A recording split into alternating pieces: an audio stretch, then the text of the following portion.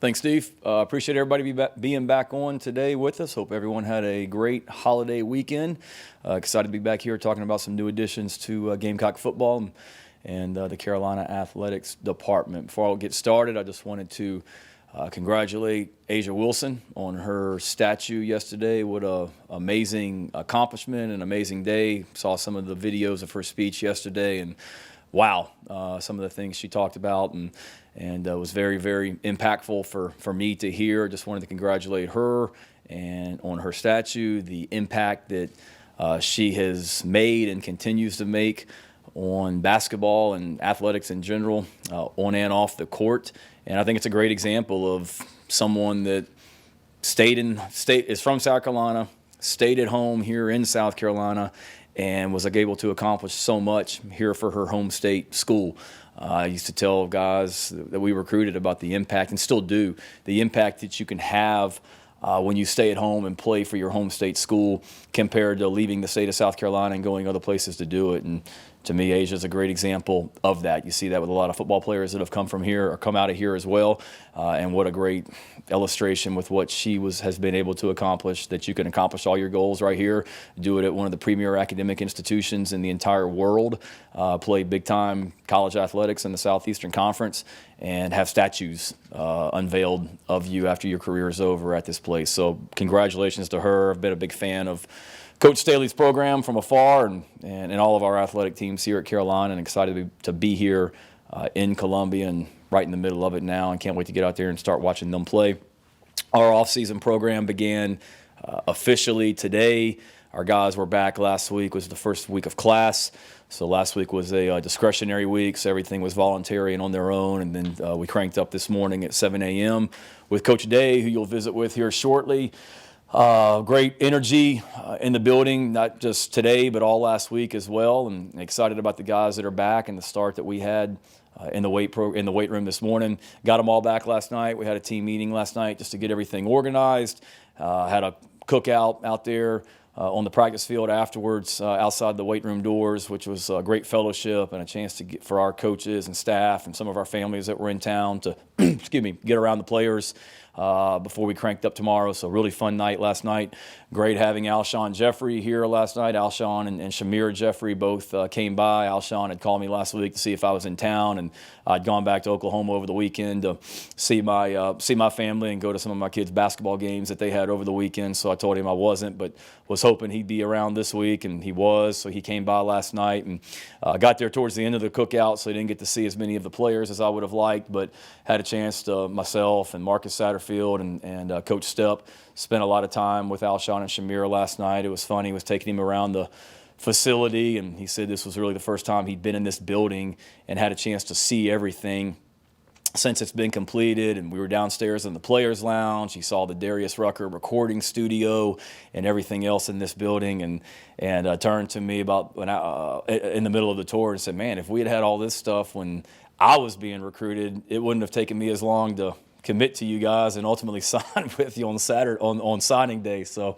wish I would have known that. That may have saved months and years off my life of trying to recruit him and get him to not be committed to Southern Cal like he was when he was coming out of high school. But another example of a guy that stayed home, and we've been able to see what he's been able to accomplish in his NFL career, and was awesome being able to spend time with him last night, and Shamir as well. And then again, I told the team this last night, and I mean it, so appreciative for the people that are here. You know, a lot gets made of players that have chosen to move on for different reasons, which certainly wish them well and have nothing but positive things to say about those guys that felt like a fresh start was best for them. And same thing with the coaches that for different reasons felt like they needed a fresh start somewhere else. But nothing gets said about the guys that stayed, and not just the players that had opportunities to go to other programs, but coaches that are in this building, support staff people that are in this building.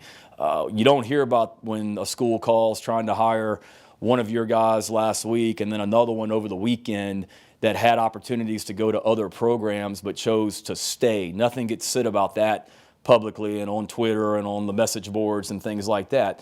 And I'm not trying to get into people's business here in this building, but make no mistake, there's a lot of guys in this building that have had opportunities to go other places, players, coaches, and support staff. And I'm certainly appreciative of those guys that stayed. And we're not going to broadcast every single person that gets a job offer from another program. But I'm really, really excited and pleased and proud and thankful for the players that were in that indoor facility last night at the team meeting, the coaches that were in that indoor facility last night at the team meeting, and then the support staff as well. We got a great group of people. And like I said before, I'm not naive. When you hire good coaches and you win football games, other schools are going to want to hire your coaches and your staff. So I understand that I'm not going to that I'll always be dealing with this, but to a certain degree, but I'm very thankful for Coach Tanner and Chance Miller and our board and President Caslin and our administration that have allowed me to do the things to keep the people in this building as well. So just wanted to talk about the coaches that we'll be discussing today, and then I can get into any questions that you guys have. Torian Gray, I've known Torian since the early 90s. We were teammates at Virginia Tech. He was on the field and playing a lot more, but we did compete against each other a little bit in practice when he was playing defensive back. But a guy that is from Lakeland, Florida originally, played football at a high level at Virginia Tech, coached or played in the NFL after his playing days were over, has coached in college football, has coached in the NFL with a couple different teams throughout his career. As good a defensive backs coach as there is anywhere in the country. He was with the Washington Redskins in the NFL when he went to the the Washington football team. When he went to the Washington football team, he had opportunities to go to some other NFL teams that same year when he was coaching defensive backs at Florida. So he's got a great resume. Has coached and played at the highest level. We tried to hire him at Oklahoma when I was out there with Coach Riley, and for different reasons he ended up going back to Florida at that point, but certainly thankful that we were able to get him here at South Carolina. He's a guy that I know what he's about, and his track record of defensive backs that he's developed is second to none. When you look at the guys that he's coached in the NFL, when you look at the guys that he coached and recruited to Virginia Tech and Florida when he was there on two different occasions, it's really, really impressive. And to me, if you're a college football player, to be coached by a guy that has played and coached at the highest level of football, the NFL, the second highest being the Southeastern Conference, that's pretty impressive and a great recruiting tool for us. He's a phenomenal coach, and he's a great defensive mind. I know during my time at Virginia Tech how much Bud Foster relied on him as the defensive backs coach at Virginia Tech, and had a key role in all the success that we had at Virginia Tech defensively under Coach Foster, and couldn't be more excited that he's here. He had opportunities to go other places as well, but chose to be here at Carolina, and excited to be back reunited with Torian Gray. Jimmy Lindsey, someone that I've known for a long time, has never coached with. I'd seen him on the road recruiting. A lot of people here on this staff have worked with him at different places. Marcus Satterfield has worked with him. Clayton White has worked with him, has strong recruiting ties, born in South Carolina, grew up in North Carolina, has always recruited this area. Coach White had worked with him at Western Kentucky most recently. So when the defensive line position came open, we discussed Jimmy, and this was the first and only name that Clayton brought up to me. I had some guys that I looked into as well, but it's important for Coach White to be able to put together that defensive staff the best way that he sees fit, and we got a great group in there with Mike Peterson and Torian and Clayton, and then being able to add Jimmy to that, somebody that Clayton has a lot of familiarity with. Was a big addition for us and was important to Clayton, and then just the fact that Lovie Smith, who I think is a great defensive football coach, a great head coach at Illinois, hired Jimmy as his defensive line coach last year, I think speaks volumes. What he was able to learn from Coach Smith and their time at Illinois has only made him a better coach, and then you just look at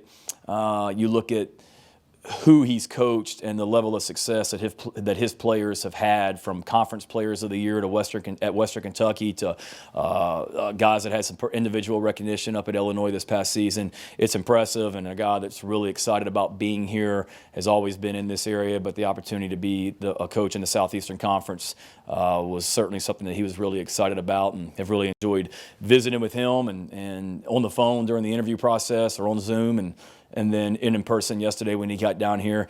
And then Luke Day, our head strength and conditioning coach. I know I alluded to him last week, but beyond fired up about this guy. I spoke to a lot of strength coaches as I was putting this staff together, sitting Power 5 strength coaches in the ACC, in the SEC, in the Big 12, in the Pac-12, in the NFL, and talked to a lot of these guys more than once and just could never put my finger on it that person was exactly what I was looking for. And I kept looking, and I kid Luke, like, people give me a hard time because I hadn't hired a defensive coordinator yet, or we still haven't hired an offensive line coach. And I kid Luke that part of the problem was I didn't have time to, because he was texting me and calling me so much about this position that I didn't have time to hire anybody else because I was trying to return his calls and texts. And he was showing me how passionate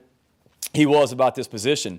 And I finally said, you know what, I've talked to like 8 or 9 strength coaches. I haven't found quite the guy that we're looking for, that's what we need down there in the weight room right now. So I'm going to call this guy.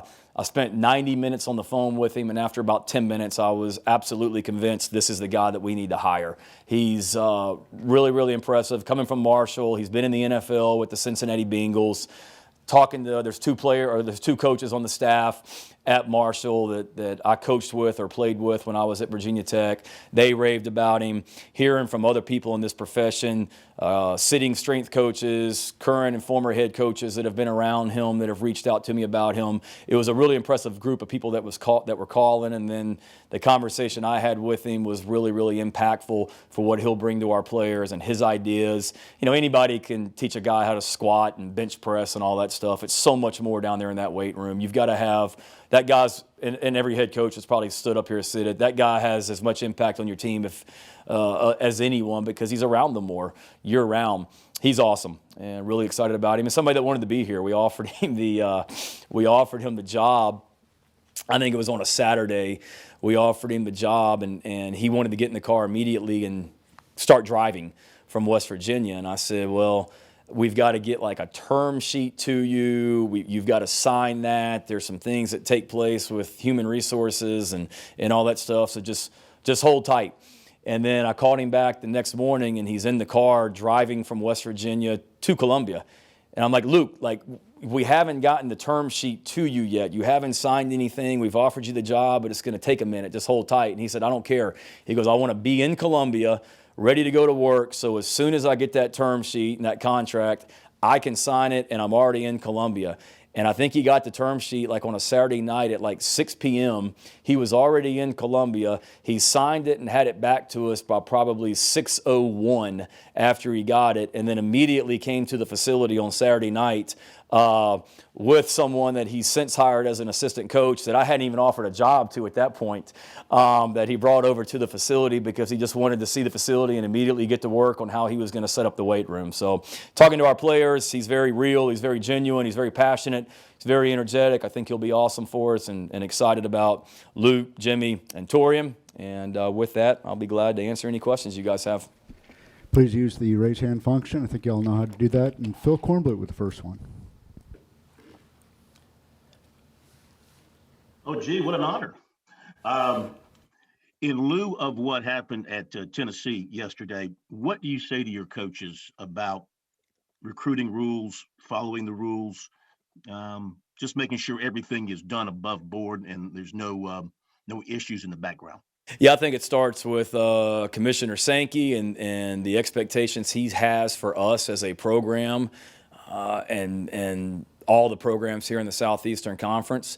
It is me and our administration. Every staff meeting we have, we try and cover something from a compliance standpoint. Jeff Whitehead, our assistant AD for compliance, was in our staff meeting last week, and he went over everything with us from a rule standpoint, certain aspects, the transfer portal, things like that, what you can and can't do. And I've seen it at a place like Oklahoma where we came from, and other schools where you can do things the right way. And we're certainly going to do things the right way here. It's great teaching tools for sure when you're able to pinpoint or spotlight other programs that maybe are in dealing with some issues like some schools out there right now is an illustration of mistakes they made and not assuming anything. But one thing we talked about in that staff meeting last week was if you ever have a question about something, call Jeff, call Chance, whoever. This is my 22nd year in coaching, and I've called Jeff Whitehead, I think, twice this morning already about rules questions that I had in regards to stuff now that I'm in that head coaching chair, just to make sure that we're doing everything the right way. But I've got a wife and 3 children at home, and when I go home and see them at night, and when I look myself in the mirror and lay down, I'm going to feel good about the way that we did things and the way that my staff does things. And it starts with me promoting an atmosphere of compliance, and that's certainly something that we try and do each and every day and each and every week that we're here at Carolina. Go to David Cloninger. Hey, Shane, thanks for doing this. Once it's all said and done between your on-field coaches and your analysts, every other you have, do you have a round number of how big you want your staff to be? Good question. Yeah, and I think that's potentially evolving some as we go. And we talked about it in the interview. I've been at Oklahoma the last few years where it was a little bit probably similar to what South Carolina was last year in this building, in this organization. I've been at the University of Georgia where it was a lot more than that. And I'm more of a less is more kind of guy, define roles. Each person in this building knows what every single person is doing, and there's not a lot of, well, I thought he was doing this, but I thought she was doing that, and vice versa. So the university's been very good to me in allowing me to increase the number of roles in this building, the number of positions in this building. But having said that, it's not something that we're going to explode in regards to the number of positions on the staff. So yes, but I think that, to answer your initial question, I think it's evolving a little bit day to day. We certainly want to do everything. Every hire that we make, I want it to be for our players. And whether that's an extra support staff role to help a Connor Shaw in his role, or whether it's maybe another analyst to help from an offensive and defensive standpoint.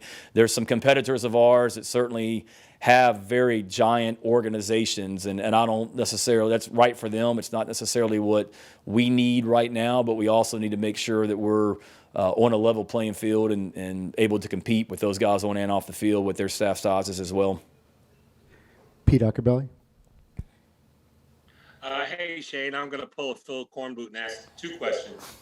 One, you talk about the offseason program starting. Do we know much about spring football dates? Do we even know if we're going to have one yet? And 2, regarding a vaccine, do you have any information about when you, your staff, or your team might be vaccinated? I do not. I do not. I met with Dr. Guy, our orthopedic surgeon, this morning. I've talked to Clint all the time, but I do not. And obviously, there's a lot of people out there that are not dire, but need that vaccine very quickly, I'm sure, and certainly want to be respectful of that. But no, haven't had any conversations about that. I don't mean to make light of it, but I'm hunkered down in my office trying to finalize a staff and things like that as well. So haven't had those conversations, but we'll do whatever the medical professionals in our university thinks best for our program and staff. And then spring practice, I'm planning to proceed in full speed ahead with spring practice like normal until somebody tells me otherwise. And all my conversations have been that we're full speed ahead. Right now, we're tentatively scheduled to start spring practice on March 20th. Is our tentative start date.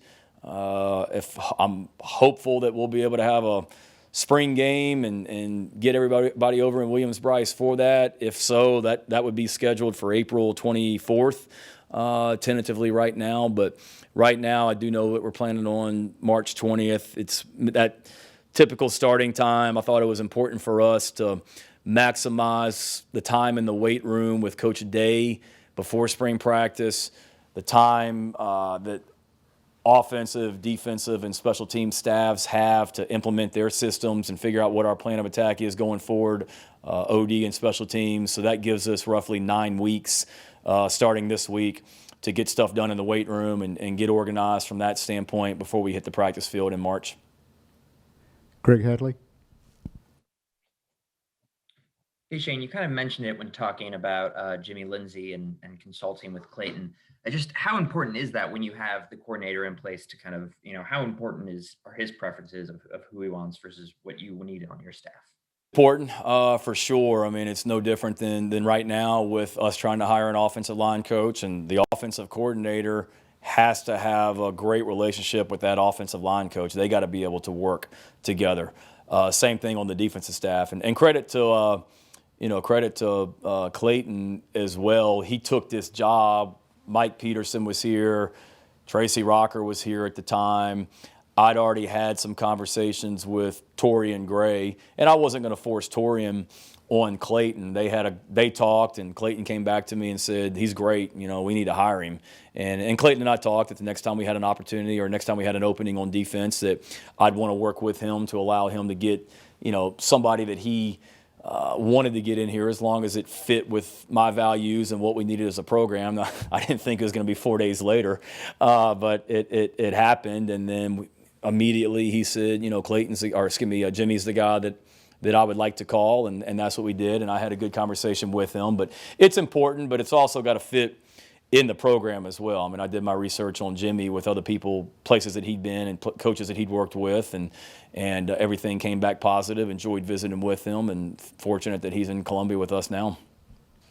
Mike Yuba.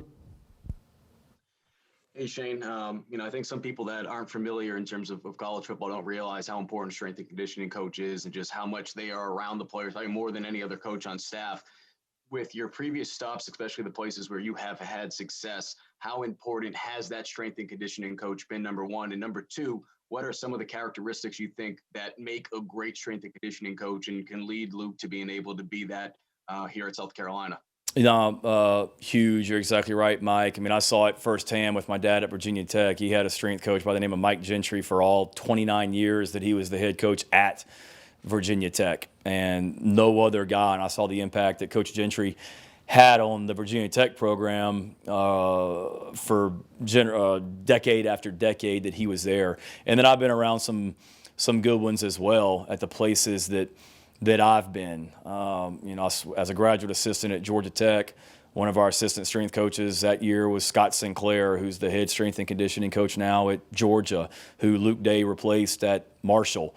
So seeing Scott in two different roles and what a impact that was for Kirby and us our first year over in Athens, and then being back at Virginia Tech as an assistant coach with Coach Gentry in that role, being here at South Carolina and seeing the impact that Craig Fitzgerald had on our program when Fitz came in as a strength coach in a short time, and the impact he made on our players and what he did out at Oklahoma with Benny Wiley, who's one of the more respected strength coaches in the country in the last couple of years. So it's huge. I mean, it's not just I can hire anybody and go down there and get the guy stronger. It's motivation, it's spiritual, it's social, it's nutrition, it's working well with Clint Haggard in the training room and Kristen in nutrition. It's being on the same team and we all work together. It's so many things, but you're right. I mean, that guy's with the players in the summer, in the spring, right now down in the weight room. And I think the qualities, obviously you've got to be knowledgeable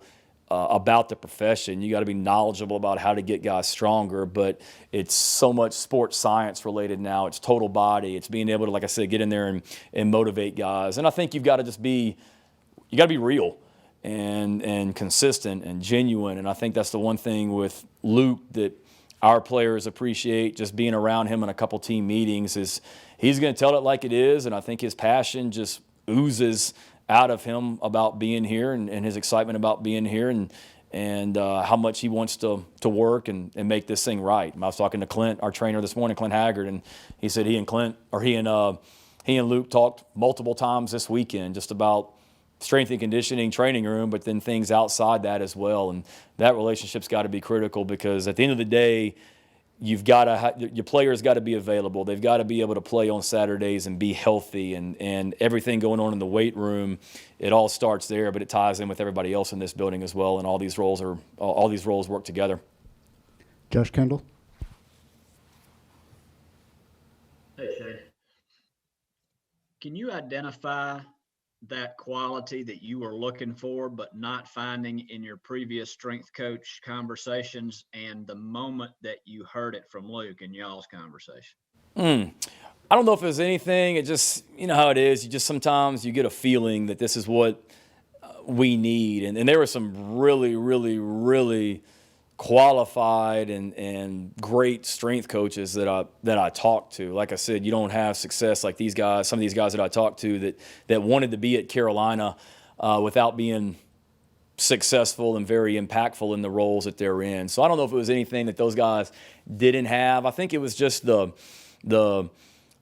energy that Luke brought, the ideas that he had, not just about the weight room, but mental toughness and grit and all those things that you got to have as a football team to get from where we are right now to where we want to be. And I just really loved his ideas about that.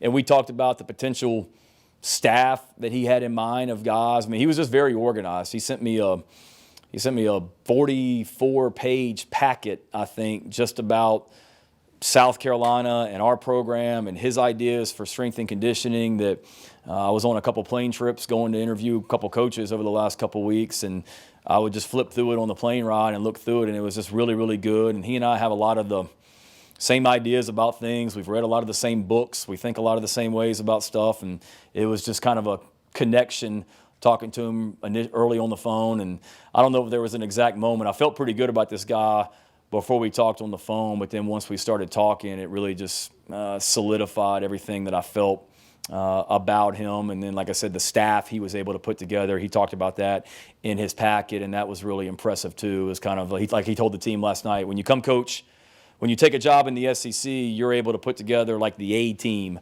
of assistant coaches, and feel confident that he has and will continue to be able to do that as some of these other hires are finalized and announced. Colin Taylor? Packet unsolicited? Say it again. Did he send you that packet unsolicited? He did. He mailed it to me. It was part of like the 50 text messages, voicemails, missed calls, and everything else I had from him about it. So he was persistent and passionate. But yeah, he sent that to me and just said, look through it, and it was great. He put it together. I mean, it was the background. It's like a PowerPoint thing that he printed out on paper, or that he emailed me that I had print out. It was a garnet background, had the Block C logo all over it, and was very specific to the program. And anybody can do that. Don't get me wrong. I'm not saying he got the job because he put together a nice 45-page packet with the Carolina logo on it. You got to be credible and be able to do the job. But that certainly helped him and piqued my interest, and had a great visit, great conversation with him that day on the phone as well. Colin Taylor? I guess you've mentioned now the offensive line position. Just where are you in that process, finding a guy, and what are some of the qualities you and Marcus are really looking for when you sit down to interview candidates? Yeah, obviously X's and O's, knowledge, and being able to fit in with not just Marcus, but that entire offensive staff room. I mean, every time I go back in that staff room, the vibe, the connection in there, it's really, really good. They're getting a lot of work done, but it's a great group of guys in there, and they certainly have a lot of fun in there as they've been plowing through recruiting video and talking scheme and things like that. So you got to get a guy that is going to fit in with that room. But then more importantly, it's that person has to connect with the offensive coordinator. I mean, it's a critical hire, whether I was at Oklahoma with Lincoln Riley and Bill Beatenbow, or when I was at Georgia with Jim Chaney and Sam Pittman, who had worked together at Tennessee and Arkansas before. I mean, those guys got to be able to speak the same language, be on the same page, connect. So that's one thing that obviously is first and foremost important. And then you got to be, like all the other positions, a great person and fit in with the players in this building and the staff in this building and the group that we're putting together. It's a really good group of offensive linemen that certainly need somebody to come in here and continue to elevate them and lift them up on and off the field. So looking for a guy like that can make these guys better players on the field, and then certainly help create the bond that those guys need on and off the field as well. And we're working through it. There's certainly some guys that Marcus has been around during his career that we've talked about. There's people that I've been around in my career that we've talked about, and we've had some really good conversations, and I think we're close on that. Again, like every other position, there's no lack of interest in the position as well. They see that we've got the majority of the offensive line coming back. They see a 1,000-yard rusher with Marshawn Lloyd sitting out last season. There's a lot to like about our offense if you're an offensive line coach out there across the country, not to mention coaching at a great place like South Carolina. So a lot of interest. It's just trying to find the right fit for what we're looking for on and off the field. John Del Bianco. Hey, Shane, can you speak to some of the guys you guys have brought in from the transfer portal that are enrolled? Yeah, I don't want to start naming names because I'll forget somebody. If you want to ask, we can talk about them or however you want to do it, because if I start naming them, I'll probably forget somebody, and I don't want to leave anybody out. Yeah, well, Amarian Brown for starts. All right, good there.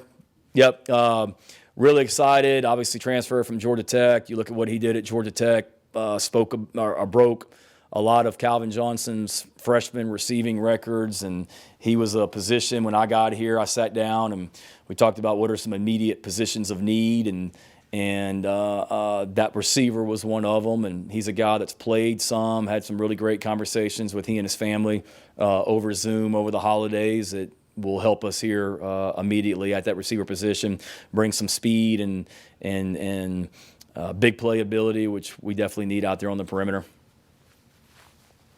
And Daryl Williams, I think he's there too.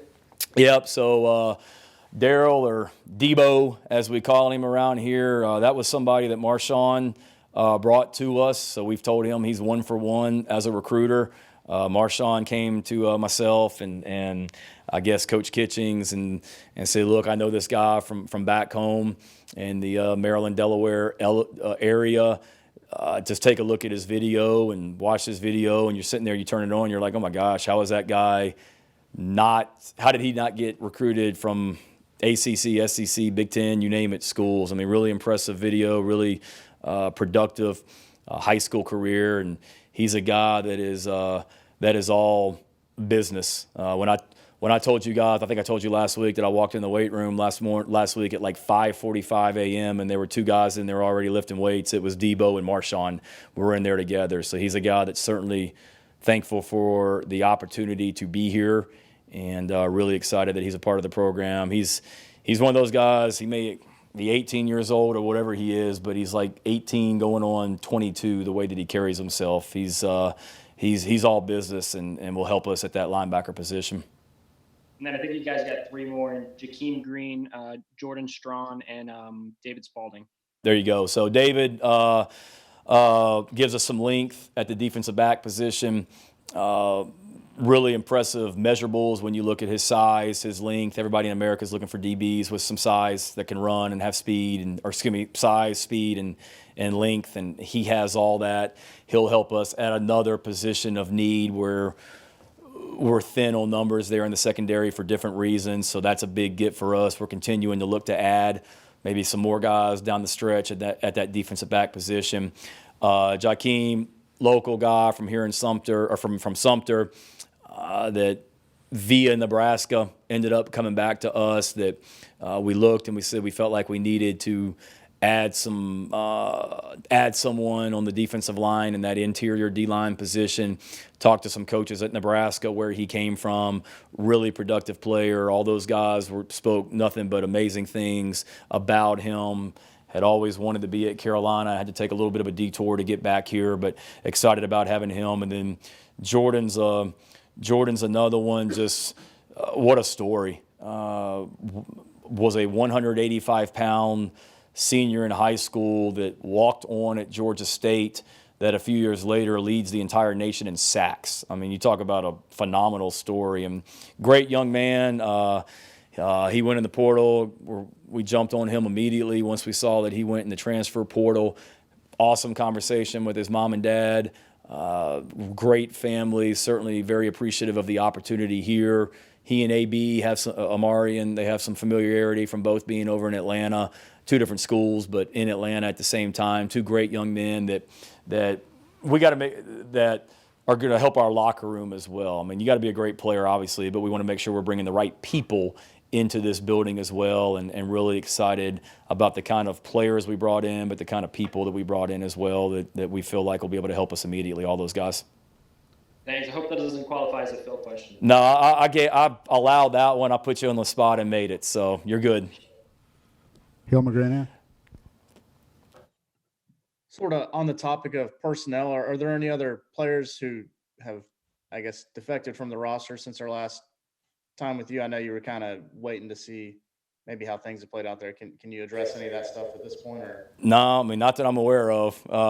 Like every school in America, the transfer portal is popping for sure, but I haven't been given any indication. And I finished up all my individual meetings with all of our players. Last Wednesday was my last one, so I had 90 plus players. Anybody that's on our team has been through my office. Some of them with their parents, and some of them with not, but had great meetings and answered questions. And certainly, every day is its own day. But everybody, attendance was 100% last night at the team meeting of everyone that we expected to be there, and don't anticipate anything else happening. But again, we just continue to move right along and coach the guys that are in the building, but really fired up about the group that is here for sure. as sort of a follow-up to what you said about possibly looking for more help at DB, are there some other positions on the team that you guys feel like you definitely need to continue to address moving forward? There is, but a lot of that, Hale, is just trying to evaluate the guys that we have in this building as well, and as the coaches get in here, really figure out exactly what we have. Because you look at it right now, as far as the 10 on the field coaches, Mike and Dez were the only two guys that are still here that were here last year. So it's really about Coach White, Coach Satterfield, Coach Limbo, and all of our coaches getting a feel for what we have in the program, how they fit into the systems and schemes that we're running, and then what positions, do we need more bodies at. For example, Coach White's defensive system is going to be built a little bit differently than Coach Muschamp's, defensive system in a lot of ways. So whereas you had X number of scholarships that you wanted at each position for the defense last year, that might be a little bit different this year, and then so on and so forth with the offense as well. So we still have scholarships available. We are going to continue to add depth to this roster. There's no doubt about it, but a lot of it is, you hear NFL teams talk about it, about positions of need or best available player, and we're certainly in that boat right now with all that. Positions that we'd like to increase a little bit depending on how things go going forward with the guys that we have here, but then also trying to find the very best players that can help us immediately as well. Matt Connolly. Shane, kind of sticking with the transfer portal, how have you seen the popularity and use of that change over the years? And then what are some of the positives and negatives that you see with the portal? Ooh, that could be its own press conference, Matt. It's just so new for everybody. I mean, it went from what the situation was last year to now it's constant. It's South Carolina, it's Oklahoma, I'm constantly on the phone. I mean, you want guys to be able to have the opportunity to go places that give them the best opportunity for success on and off the field. And, we always want to help young men do that, but it's just a lot of moving parts that all schools are dealing with. Like I said, I went back to Norman last weekend on Saturday or Friday night and Saturday. My 12-year-old daughter had a basketball game on Friday night. My 7-year-old son had a basketball game on Saturday afternoon. And my kids play in the same youth basketball league that Lincoln Riley's kids play in. The Oklahoma Director of Player Personnel's kids, the Oklahoma Receivers Coach's kids, pretty much anybody at Oklahoma, their kids play in this league. And I'm at the basketball game on Friday night, and staff members at Oklahoma, they're on the phone texting just like I am, dealing with the portal. Somebody on their own team, they're trying to talk about not going in the portal and why they needed to stay at Oklahoma. They're getting phone calls from people that are interested in transferring to Oklahoma. So it's just a constant thing that not only South Carolina's dealing with, but the whole country's dealing with for sure. And there's certainly some negatives to it. There's definitely some positives. I mean, we've benefited from it, let's be real, but we've also been affected by it on the other end of the spectrum when guys are leaving as well. But, you always want to just be involved in your players and their lives and know what's going on, and you can't just assume that, and that's always been the case, but probably more so than ever, you've just got to really be even more in tune with what's going on in your players' lives, because there's a lot out there right now affecting them. Mitch Brown. Coach, obviously you watched the tape on Darrell Williams, but how how much of a no-brainer was it when you saw he went by Debo and you said you got to have another Debo in the program? And then secondly, you talked about the recruiting tools that the recording studio is, just having an extra amenity. I'm not sure if he's been back, but when do you expect Melvin Ingram to get back to lay down a track in there? I hope soon. I mean, who better than Melvin to come in there and do that with his with what he's been able to do out in California as well. So I texted Melvin over the weekend about something, and he assured me that he would be back here often. So hopefully with their season wrapping up, we'll be able to get him back out here soon. Again, I texted him over the weekend, but you're right. I mean, the facility here, it's so many opportunities and resources here in this building. It's as good as anywhere in the country for a high school prospect to be a part of each and every day, for sure. And yeah, to get another Debo in the building is a no-brainer, especially a Debo that plays linebacker. I mean, you almost have to take that guy, an inside linebacker named Debo. So he has lived up to the name Debo in the 2 weeks that I've been around him, and he's pumped to be here, and really, I know he's very motivated about the opportunity and motivated to get to work. Dennis Brunson. Hey, Coach, how you doing? Good. How are you? I'm doing fine. I'm from over in Sumter, so I wanted you to expand a little bit upon Jakeem Green. What do you like about him, and besides his girth, obviously, and what made you decide he would be a good fit for your team?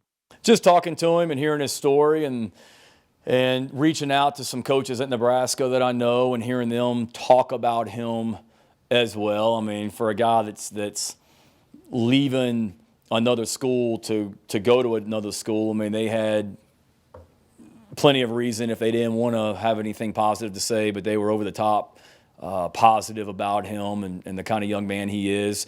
Obviously, his size and his athleticism and his ability inside, I mean, he's a disruptor and will certainly help us from that standpoint. Everybody's looking for defensive linemen across the country, and to have a guy that has that size, has that athleticism, can be disruptive in the interior, is an older guy. He's not a freshman coming out of high school. He's got experience. He's got a story that has kind of hardened him along the way, the different stops that he's had to end up back here at South Carolina. Hearing him tell me that was pretty cool, hearing his story and the lessons he's learned and how appreciative he is. And then just to have an in-state guy, we know what this place means to people from the state of South Carolina. And I have a guy that's always wanted to be at Carolina that had to take a little bit of a different avenue to get here is impressive, and somebody that I know is going to do great things for us. We'll take two more. Dick Cox. Hey, Shane, I know it might be a little bit early to tell, but do you feel like you're going to be able to get spring practice in this year? And what are you hoping to be able to accomplish during what could be kind of a crazy off season? Yeah, I mean, we just take it each and every day, one day at a time. But we're full speed ahead on spring practice and anticipate being able to get it in. Obviously, I was at Oklahoma last year, and we got one practice in before everything was shut down. And obviously we're following the proper protocols and trying to do the right thing here in the building and then outside the building as well. So we're able to do that. And then until the people above me tell me that we're not having spring practice, we're full speed ahead on spring practice and excited to get out there. And man, there's so much that has to get done. You've got 15 practices with a new staff and a lot of new players and new faces out there. So 15 practices really isn't enough. But, obviously the base stuff, being able to get in there and establish the foundation of your schemes, offense, defense, and special teams, players learning how we coach, us learning our players, developing mental and physical toughness, getting better as a football team. I mean, all the things every team across the country is trying to do in spring practice, especially more so for us this year with the fact that we didn't get spring practice last year, new coaching staff, new faces. It'll be extra important for us to be able to get that in. Last question, go back to where we started. Phil Kornblut. Oh, boy. Okay. got two for you, Shane, here to wrap it up. I knew you couldn't go one day without, or a press conference without one, Phil. I knew you'd circle back at the end. I have to squeeze these in. Replacing Drew Hughes, what's going to be your process there, and how important a hire is that for you? And follow up on what we asked you last time we met. Any further conversations with Ryan Holinsky about his future potentially coming back? Yeah, for the director of player personnel position, certainly want to get a guy. I mean, that's an important hire, and that runs the recruiting department. Drew did a great job when he was here, and I met with all of our student assistants that have assisted Drew over the last couple of years yesterday, and those guys are studs. And I told them that they've done a great job helping me and the assistant coaches during this transition. As I came on board, I'm trying to learn about recruits, learn about our current team, and then the new assistant coaches as well. So those guys, they know what the heck they're doing, and they've done a great job, and will continue to as we go forward.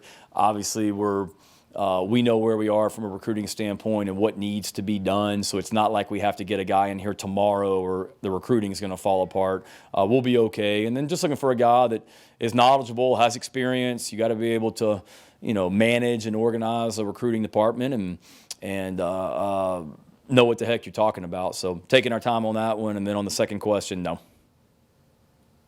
All right. Thank you, Coach. Thank you, guys. Appreciate your time. Everybody have a great week, and talk to you soon.